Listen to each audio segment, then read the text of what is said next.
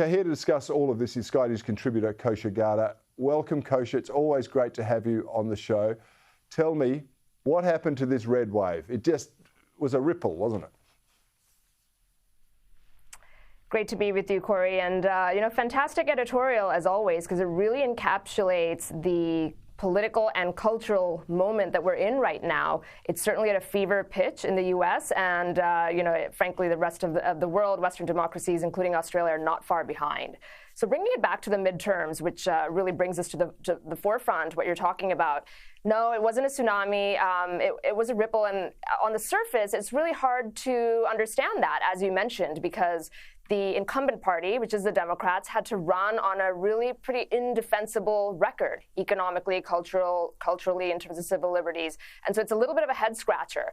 And that's why we have to peel back the onion and dissect it more. And when you do that, two big dynamics pop out to me. One is the cultural argument that you're making, where this moment that we're in is so much more driven by core values, value systems, cultural frameworks. And because of that, quaint, sort of maybe boring issues like tax rates and regulation policy and all of that just falls on deaf ears, because we're sort of in the fight of something much more fundamental. And you see that play out in the way different blocks of the electorate or demographics voted. Gen Z, as you mentioned, really upheld that blue wall.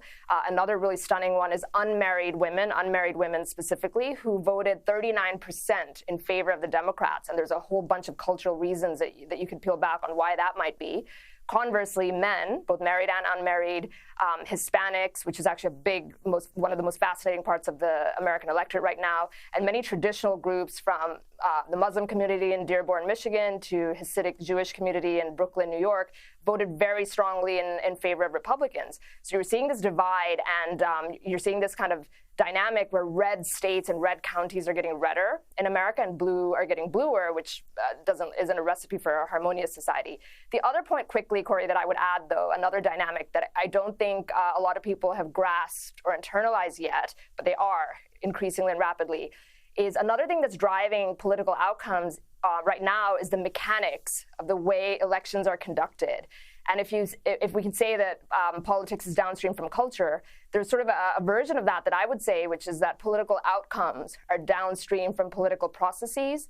And this whole push that's been going on in the U.S. To advance on-demand mass mail-in balloting, where you can vote for 2 months ahead of Election Day rather than on Election Day, changes the strategy, changes the way the turnout game is operated in the U.S., where we don't have mandatory voting.